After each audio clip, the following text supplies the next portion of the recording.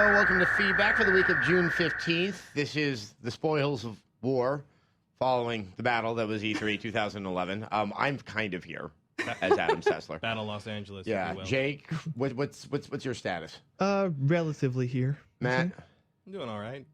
Emily, this was a fresh new experience for you, so you have no excuse. How was it? No excuse. I had a blast, had a great time, very tired, did sleep a lot, but it was great. So, yeah, I'm warning everyone. I may have some involuntary eye twitches because, that's how fatigued I still am from all of this. At this point, it's just like 13 of these things. It's like, all right, feet hurt right about now. Yeah. All right, and it's just. And it was one of those where I thought, okay, I have a long weekend. I'll get around to playing some games. Didn't. It's just nothing active sounded good. Just staring at a corner. I kept on thinking, no. I'm just, I watched Something Wild and pined for when downtown Manhattan was kind of cool because there was danger. And Abel Ferrara could be making a movie at any moment. I actually did. I played through Arkham Asylum on hard. Wow. In So you decided to challenge yourself. That was your weekend? Wow. Yeah, I am trying to do that this That's summer relaxing. and try to That's play relaxing all those prequels. All right, let's talk a little bit about E3. Where I believe they're up on the site, the Best of E3 awards. Yep. Yeah. The nominees. The nominees. Yeah, nominees. Yes. So obviously this segment we're going to chat a little bit about it. We are not going to go through every game because that's really tedious. And we have them listed on the site, so go there. Click. Okay. Game of show. I mean, I think, and correct me if I'm wrong, because I was kind of tethered to a stage. My wandering opportunities were nominal.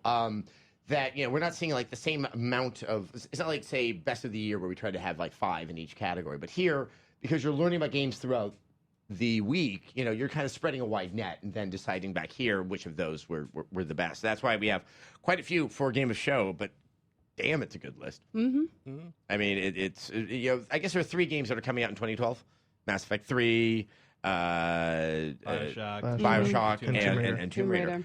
Obviously, I was a huge fan of BioShock. I think that being there, not too shocking, neither for Gears, neither for Mass Effect. Tomb Raider, I wanted to bring up because if you only got to see that demo on TV, which I believe the only way you saw that demo on TV was through the Microsoft press conference, you might be scratching your head as to what was, what was so appealing about it. Apparently, it was a much longer demo.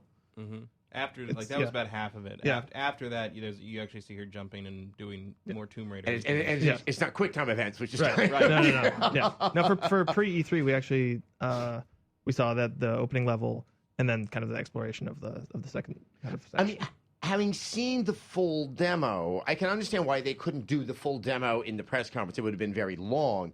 Was it essential that they showed the first half that seemed to be less indicative of the gameplay of the game? The opening is fantastic because it sets the tone perfectly. Okay. The opening of that game is absolutely brutal, and you get a sense of exactly what's ahead for her. This woman's really in danger now. Yes. Not just dinosaurs. It's not nice. Well, It's not nice dinosaurs this time in around. the first Tomb Raider. There were dinosaurs. There were That's dinosaurs. right. Yeah. Yes. I'm a Dinosaurs. little. Wolf. I think she grunts a bit too much. It is. If you're not, a little sexual, sexual grunting. Yeah. Which you wouldn't expect from Tomb Raider. But Oh no! I think we should do a research study, and a bunch of dudes go into a cave trying to escape and see how much grunting we do. Yeah. And see if it just happens to be.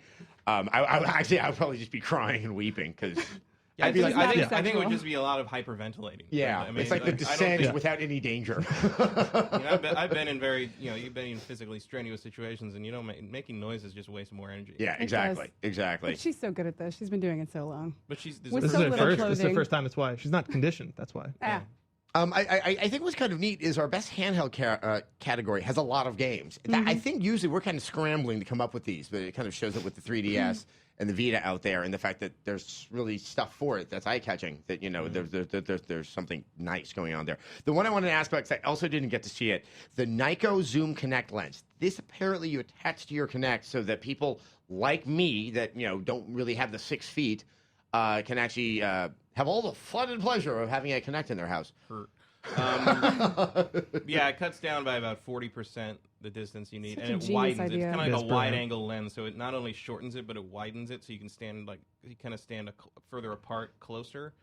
And Nikon came up with this. Yes. Nikon doesn't make the Connect, just for those who are wondering out there. They make like those intercoolers you don't need and things like that. But like this one, like I played it on Connect Sports and it works, or Connect Adventures rather, and it works just fine. Like, I was standing about 5 feet from the TV. And It's such it a was genius great. idea because it's And while I was there, 2 Microsoft engineers came over and were like, "Oh, what's this?" And they're like, "Don't touch it." Like, Get out of there. and they're like, "We just want to see it." And they're like, "We could send you a debug. You could give us some telemetry feedback." I'm just like, "They're trying to steal your. Don't do it." Emily, it's so great that they have it. It just does stand to reason that if a third party without exactly the same access to the technology inside of Kinect could come up with this, what was what are going you on? doing? There's a lot of like disconnect, I think, sometimes between what they're like, well, this is grand, we'll have all these ideas, and then the people actually playing it, they don't think about the fact that we don't live in huge places. I was wondering whose house were they testing it in up there in Redmond, Washington? Yeah. Run's house. I think the Kinect, probably the Kinect 2 or whatever they build into the Xbox whatever is next. Like, I'm sure that will have like a focal length adjuster on it or something where it can like, oh, your living room is tiny, you poor person. Like, we're going we'll shrink that Maybe down you shouldn't have for bought Kinect. You should have gotten a bigger living room. Yeah, you should spend your money on food. You probably shouldn't be getting the Kinect right now. You have the tiny house. Look, a lot of New York City, except This is for what I'm parts of saying. Queens and the Bronx, Yeah, it doesn't matter how affluent doesn't really you are. have the room. There's no way. It's impossible. And those are the kind of things that they don't need to be thinking about that stuff. I'm fine with that because we have companies that will think about that stuff and provide products. And then we'll So steal thank it. you, Nika. Yeah. That's why I wanted to give them a shout out. Anything else on this list that kind of stood out to you as something kind of remarkable that we can burnish our image with? I wanted to no one ask, else did is anybody doing? play Sound Shapes? Because I Yes. heard, okay, can you, It's- It's pretty spectacular, Yeah. actually. It's a weird kind of it's a platformer. You play as like a little ball, has like suction cups on it, and it's basically a platformer. But it's this weird mix of like Bit Trip and Little Big Planet, where as you play through the level and actually as you build levels, you're making the score. So every element that's in the game, you collect these little orbs, and they correspond to a note that you kind of assign to a guitar string or a piano note or something. Wow. So as you're playing, as you're jumping, as you're hitting platforms, as platforms are moving back and forth, hitting things, it's all making the music. And it's crazy. And then as you make levels, you can use the kind of touchpad on the back to stretch platforms and place things, and then you just jump in and you're playing.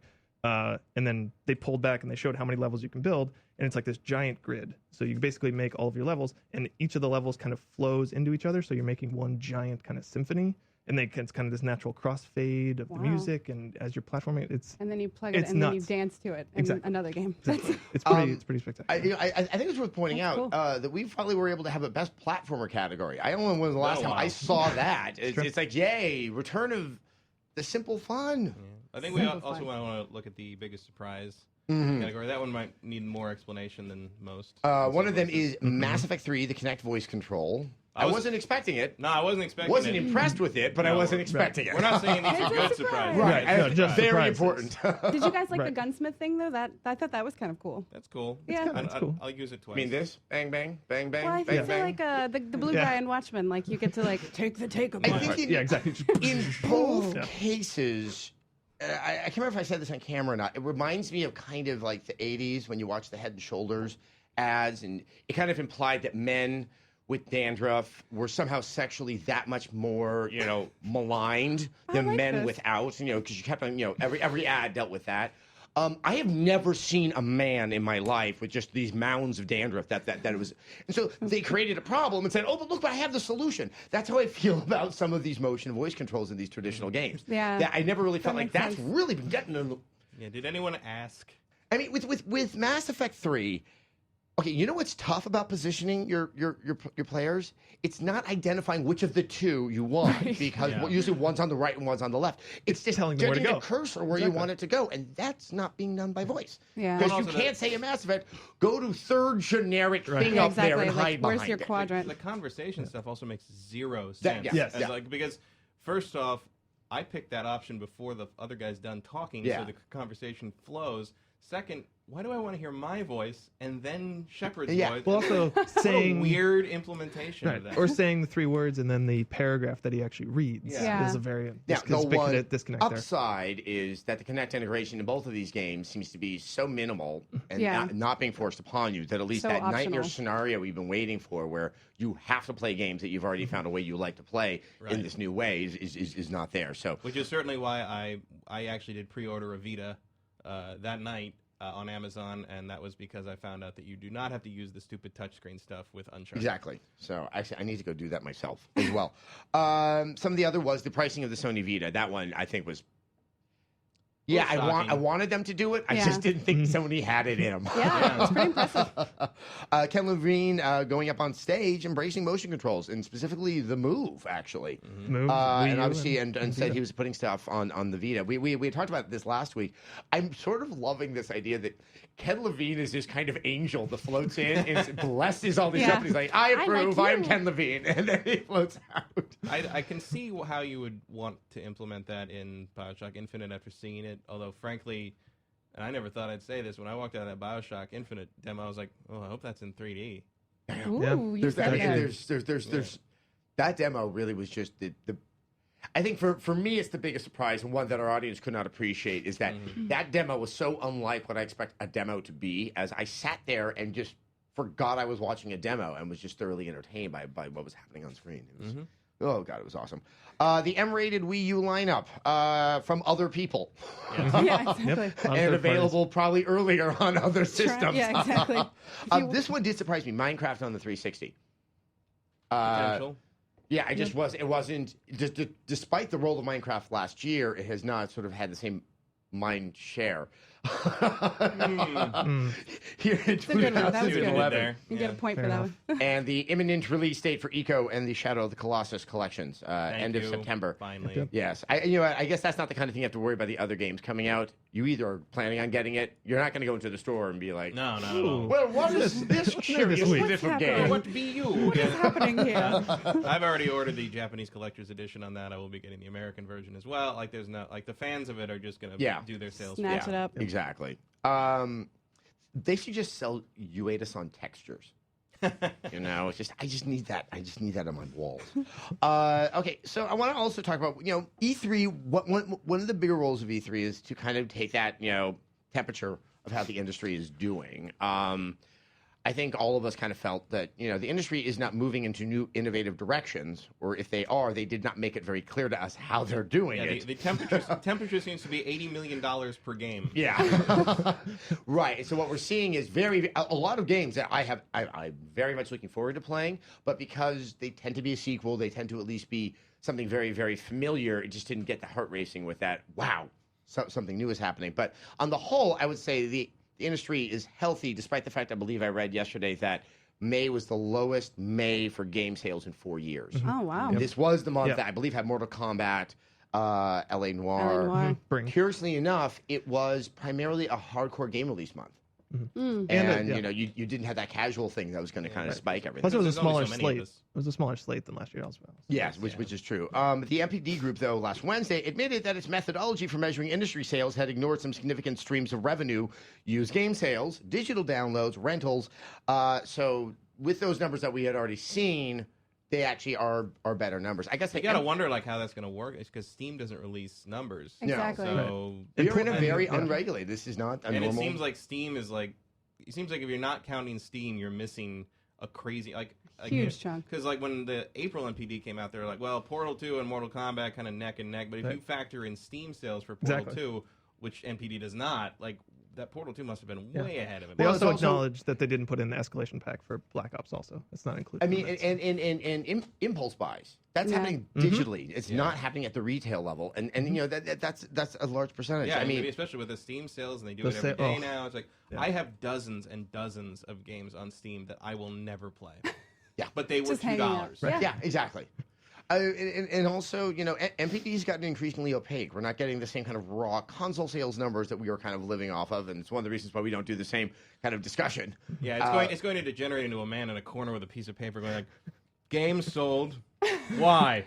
Like, it's just... Well, and also with the games, I think it's only a handful of the top 10 that we actually know the actual numbers they sold. Right. We're just getting the ranking, which is like, yes, we do like the horse race, but I would appreciate the actual We'd like numbers. to know how many lengths, please. Because sometimes that drop from number 2 game to number 3 game is a little stunning. Yeah. But it does seem like after E3 every year, they're always like, the news will be like, oh, it seems like great things are happening with video games. Like it becomes a thing that like for a minute, people are really interested in the fact that this is an industry that's doing well. Because the mainstream news media, thank you for the segue, seems to have this, it's like, I don't know what the game industry needs to do to kind of say like, hey, would you mind doing some diligence into our industry?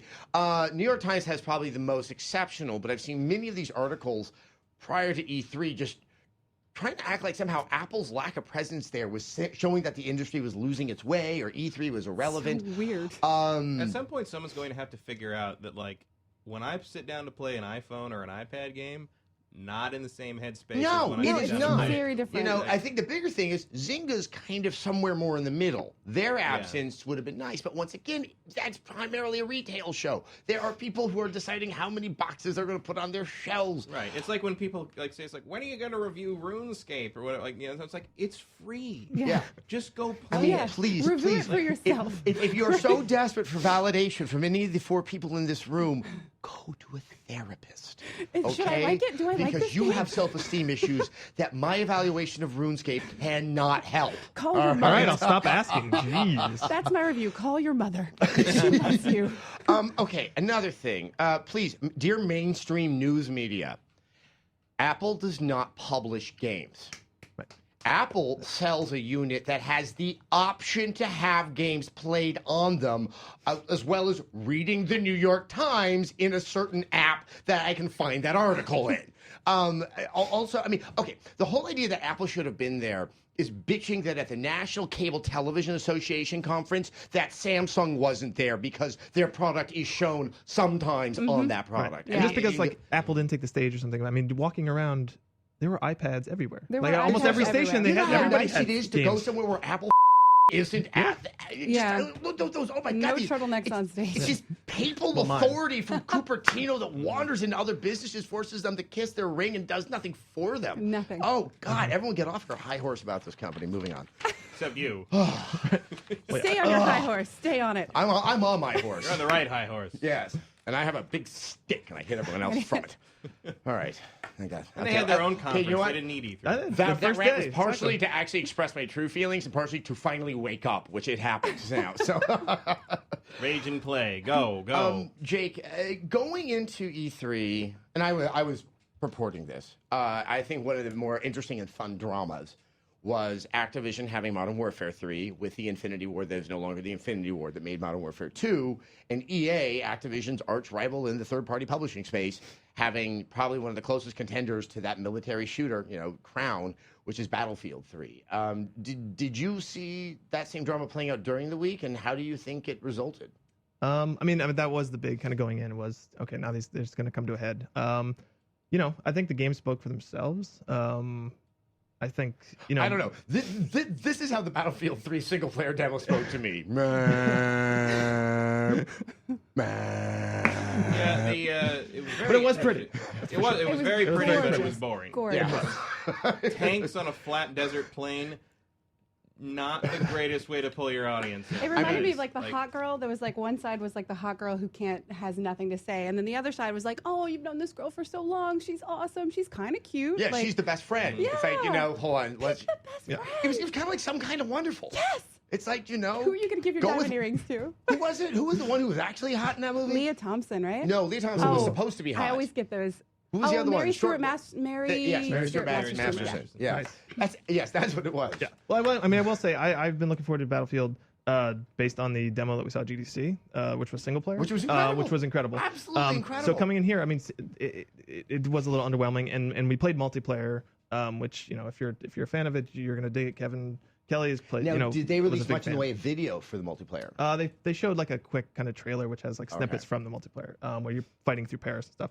And I played it. And again, it's not what I'm looking forward to, which I know everyone's like, "Oh my God, why would you do that?" But the single player is what I'm most interested in because it's doing it tonally.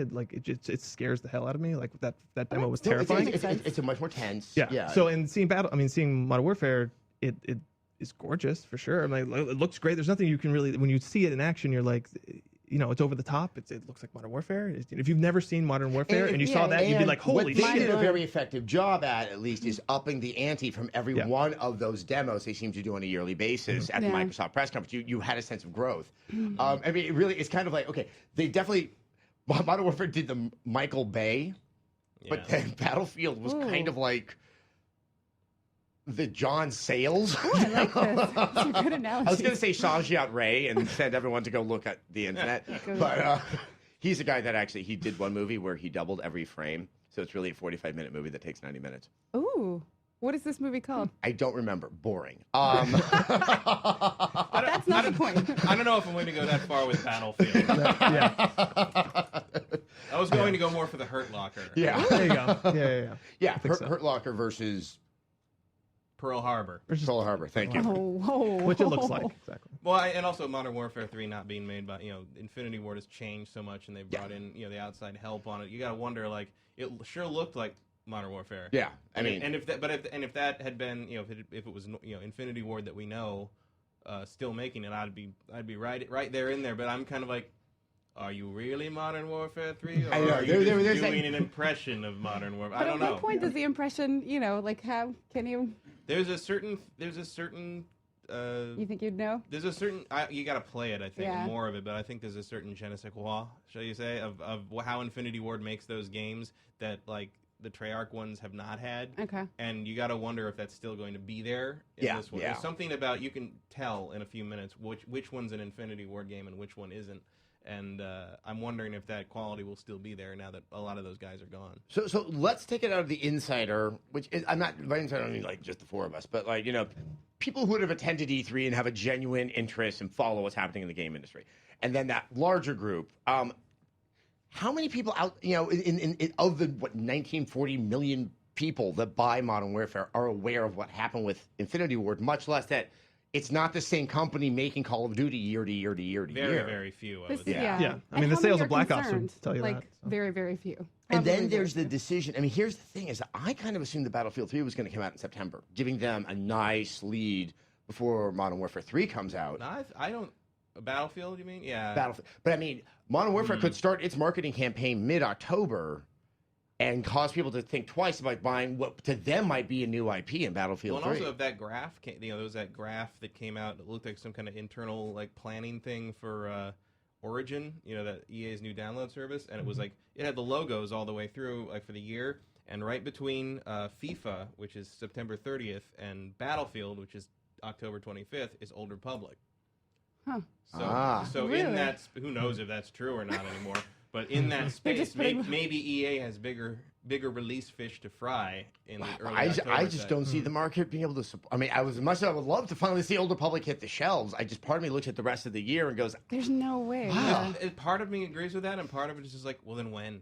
Yeah, exactly. Like there is right, no right. out. There's no good time. I mean, I guess the one thing is with the Old Republic, if EA can handle not having it go to 100,000 subs in 2 seconds, I mean, that does help it sort of softly kind of grow, because look, I imagine it'll launch strong in terms of how it performs, but it's gonna have kinks. Yeah. And it kind of keeps it I don't want to say under the radar, but I just don't know. I mean, nobody knows, obviously. Yeah. A lot of people think it's gonna be next year now, but like, yeah, I think you want to keep that thing away from Guild Wars 2. Well.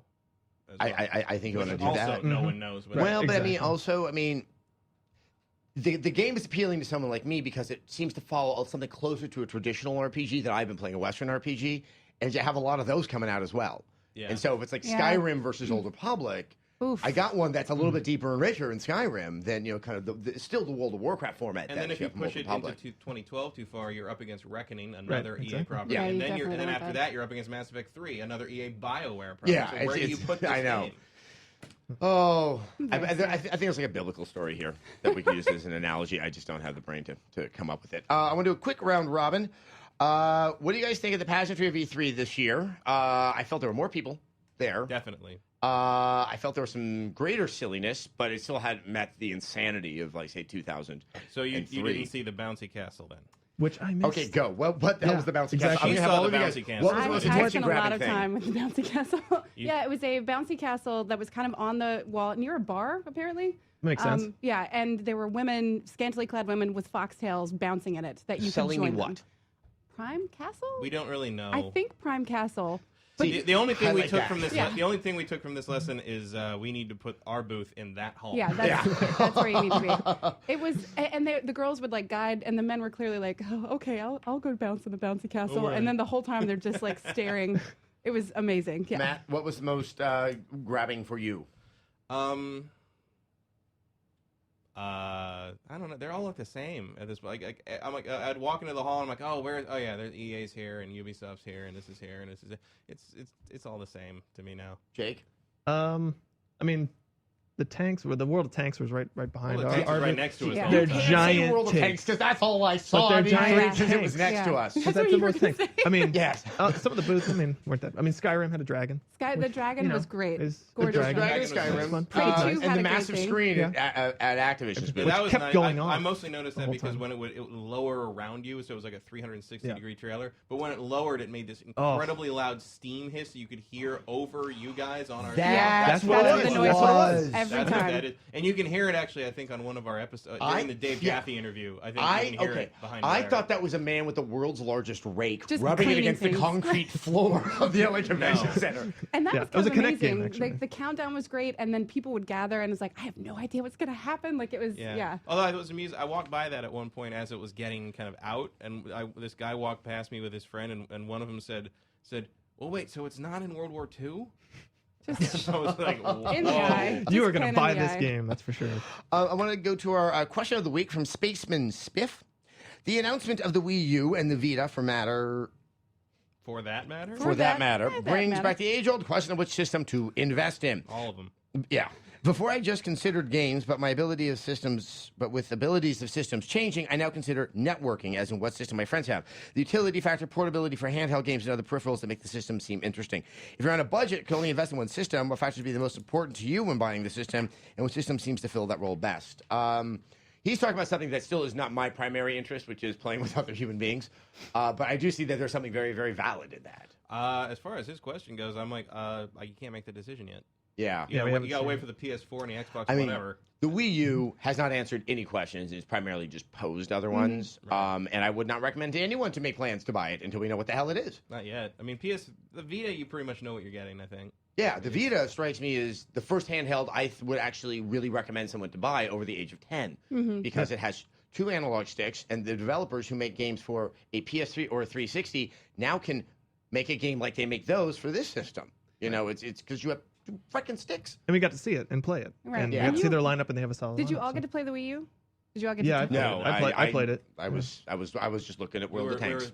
were stuck at the. They did come by and bring us some radio-controlled tanks, though. That was Yes. Again, No. Drop in the bucket. Props to Brian Davies, A, for knowing what you're going to benefit from by putting World of Tanks there and getting free May I say, advertising. During feedback last week, while it was taping, I had to go to that guy and be like, "Can you please shut up for just 5 minutes? I Yes. just need 5 Well, more but then minutes." there were the dancer guys. I don't even know what game that was, I don't know. but that was annoying. But only the Yeah. World of Tanks guys came by to tank us. Yes, they did. Right Tanks. here.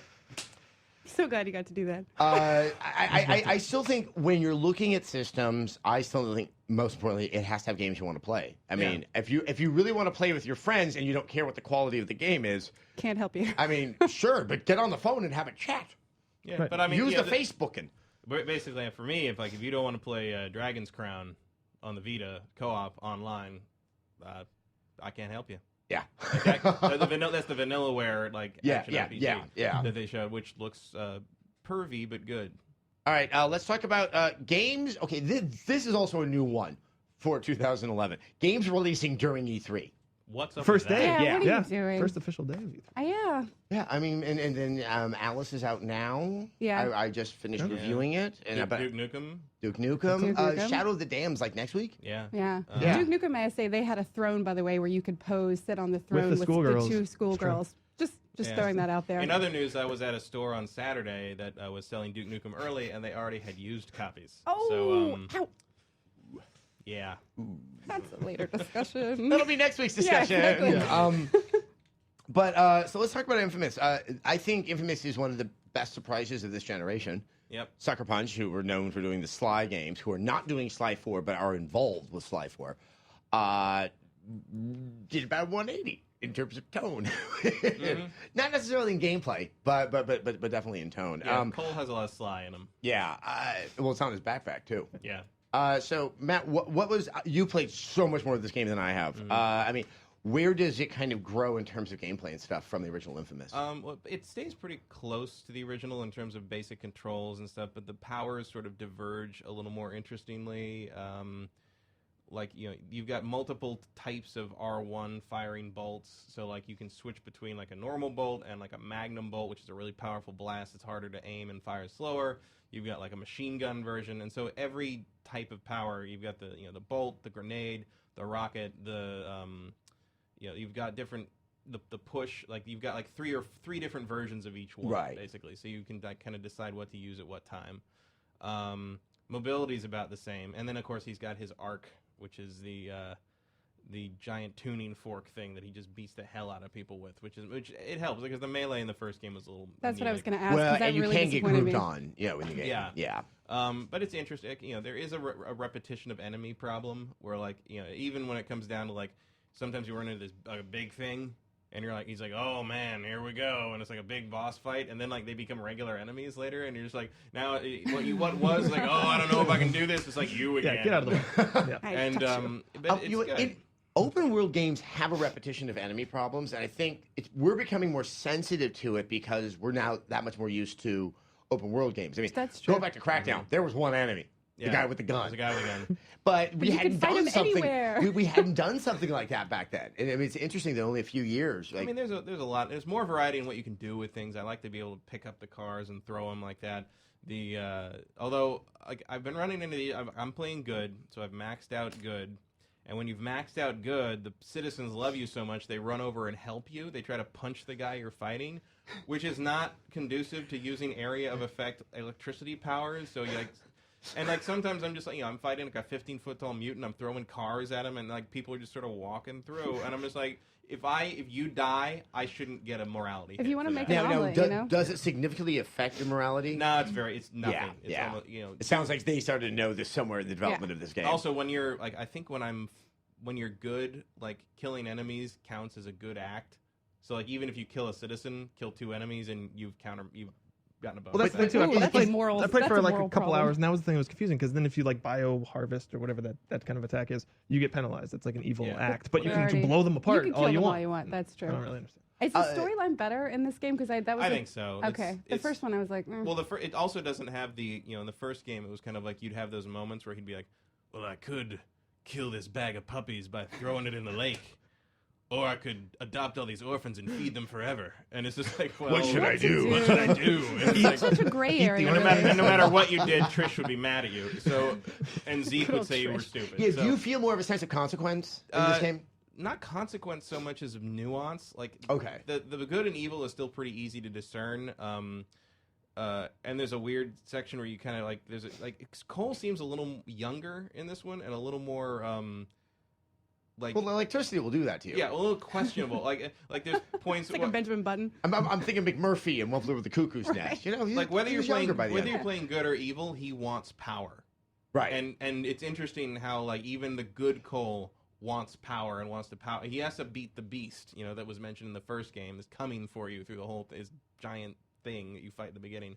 But like he's very interested in what can I get next? What can I do now? And like. Even, there's a kind of a decision between 2 characters who are superpowered, and one is very clearly good and one is very clearly evil, and you have to decide which of their powers to basically take or share through a transfer machine that is rumored to be very, very dangerous, but it's like the good decision isn't, I'm not going to use the transfer machine. The good decision is, I'm going to use the transfer machine with the good character. Either way, doing the transfer machine. But I think he's the voice, I think, I seem to be in the minority on this, but I like his voice better in this one. I noticed the change, but then it seemed to, in the very beginning, it's like, whoa, that doesn't sound like Cole, but then suddenly it starts to sound closer to Cole. Or at least closer to what you think they want you to think Cole is. Like Cole, and he's also written a little funnier in this one. Like he's got a sense of humor about it. There's a point at which Quo, the FBI agent you're working with, has, over the radio, you find out she's stolen a truck to get to where you need to go, and you're like, FBI agent stealing people's cars? Is that? She's like, penal code, whatever, says that a federal agent can liberate a civilian vehicle if it's going to prevent it, and like she gives this whole explanation, and then Cole just goes, penal, and that's it. Like that's the whole conversation. I'm like, you know what? That worked. Like, he's a college dropout bike messenger, not too bright, that hangs out with a really jerky dude, and like you don't expect highbrow humor out of the man. Like, but speaking of that tone, there's actually a section I was just playing last night. It's like a red light district, I guess, but there's like a marquee for a movie theater, and it has just like porn parodies of popular video games. I love that so much. Which there's like Assassin's Creed, Assassin's Need Love. I saw something really sketchy. Very bizarre. It was an ad. I don't know how that was put there on the New York Times website for Nintendo games, New Super Mario World. So with holding my breath, I clicked on it, assuming I wouldn't pick up something nasty right there. But then looked at the other assortments of games they're offering, such as Mario 63. He doesn't have a mustache. Yeah. Like, everything's the same, just no mustache. There's a little... Off. Yeah. That's quite weird. Yeah. But I'm glad. I kind deal. of like that the game has that little sense of humor about itself because it's a deadly. But it And seems Also, like right in the middle of all of them is Sly 4. And I think what they did with Zeke is good. Like, you know, a lot of people hated Zeke. I did not hate Zeke. I did not hate Zeke. Everyone, he gets a lot of heat for being a badly written or badly, but I'm like, you're not supposed to like him. He's a dick. Like, Yeah. and it's supposed to indicate, I think, that like that's how much of a loser Cole is. Like that's the only. That's the only friend friend. he's Well, he got. does it Exactly. right at the beginning. He's like, oh, when you jump off the kind of bell tower, and he's like, just come down and slam down, and you kill a bunch of people, and you're like, what the? I didn't want. Why were you I didn't telling me want- to do Why that? did you tell me to do that? I didn't want to do it. And he's the one who also in the second one tells you to go kill street performers Yeah. because he hates does it street again. performers. And I'm like, what? That's really weird, dude. Because it's not like you're just kind of, oh, I hate those human statue guys. I wish they go. It's like, you tell me that, you know there's a chance I'm actually going to mass murder street performers. Because fine. Like the that's- great mime It's fine. apocalypse. Yeah. And because as evil Cole says in one scene, I'm not human. Yeah. Which is an interest. Like they go with that dichotomy more of like he's not human anymore. Yeah. So you know, good is more hanging onto your humanity. Evil is more abandoning humanity for the Embracing sake of what your you own are. abilities. Yeah. So at the end of the day, is this a strong furtherance of the franchise that leads for interesting places it can go, not just narratively, but gameplay-wise in future Infamy? Infamy? Infamy. I think maybe like I hope if they do another one. First off, you need to put me up against threats that are on my level. Like Cole is way too powerful for the enemies he's fighting. Even when you're surrounded by guys, even when monsters are all over the place, he is borderline invincible. And like it's I think like you know that you've got two allies in this one that are super powered that are like you, and I need more supervillains. Like, Yeah. I need to see Or more just supervillains. guys on like buildings 200 yards away with assault rifles. Because See, apparently it- those it's guys. really Super- accurate. yeah, I Really like this accurate. because this is dovetailing very nicely into what we were talking about at the very beginning of today's feedback. Is that if we're going to start to see sequels all this much, like there needs to be more attention put on what you do to make that sequel itself feel fresh. Don't And just I- do the I- same I thing think- over I think- again. But Yeah. Bioshock Infinite is a perfect example of what. Yeah, what I that mean, could where be. it's, Yeah. I mean, that I don't know. What do you call BioShock Infinite? Maybe that should be our question of the week for next week because I don't know. Good call. I do have my one suggestion about BioShock Infinite is that watching that I was like, this is amazing, and a lot of this it's well written, it's well acted. I like the characters, it all works. It, like you said, it felt more like watching a scene of something rather than a game demo. yeah. I'm going to suggest to you that they up the bust line of Elizabeth's dress a little bit because that is a game that I would potentially show to like a girlfriend who isn't interested in games necessarily. Oh, that's and an as soon, interesting as angle. soon as they see that, you're like, oh well, you've got gonna be one of those. cleavage And that was to in the the boys. yeah. My only reason I see no reason to do that with that character. Well, It's the only quality thing enough. is, it's only because if you look at not just other Bioshocks, but Ken Levine's career, I've never seen a sexualized character in any of his games, or one that feels overtly so. And I do wonder, though, if that is playing in somehow into the game, because what felt like a very strange relationship between interesting. who you play Somewhat, and her. but she's such a doe-eyed innocent that is clearly by context has been held somewhere most of her life. Like, why is she? I mean, maybe she's dressed in that by whoever was holding her. I just still question some of her intentions, given what we learned in the first Bioshock, 3/4 of the way Yeah. through. She's also Yeah. she also has that one moment where he's like he's gonna shoot the horse and she's like she's gonna do the tear and she's like I'm not asking. And you're like, oh, all right. Yeah. All So right, I fine. mean, there might be, but I do for a demo. It was remarkable. It Yes. like it was like that's the one thing that felt like why am I like my eyes are just going right there They're upping the because it's ante. animated so Yeah. damn well. Despite it's like such an expressive face. Yeah, And, it is. like, It is phenomenal. I like how we're ending where we're starting completely over again. circle. Yeah, that's at Ken Levine. yes, that Ken Levine. Damn you for being Flies all the way in to again. Alpha and the Boston. And he Omega. blesses people. You know, if you're in LA, I'd probably be just camping outside of the offices of Irrational. As he's walking to his car, what'd you do today? What'd you do today? What are you What'd working do on? today? Okay, see some guys, see Do some you have guys, see any something. screenshots? Just spike. Off Screenshots? record, off the record. Thank you so much, Jake Gaskill, Matt, Kyle, and Emily Gordon. This is feedback. We got through a feedback right following E3, which, to be fair, I came into this not knowing if I'd pull it off. And let's not forget, you can see the winners of the. Oh, yes, of course. Of the- The winners will be Actually, I think they're airing next week on XPlay. 620. Yeah. 6:20 on XPlay. So definitely Easter. tune in. But go now and look at the nominees, because I think it's even a more interesting way of seeing sort of what we thought was a strong player. Because, you know, while we're saying somebody's a winner, some of them it's like by that, some it's by that. And, you know, A lot of great categories, too. You can figure it out.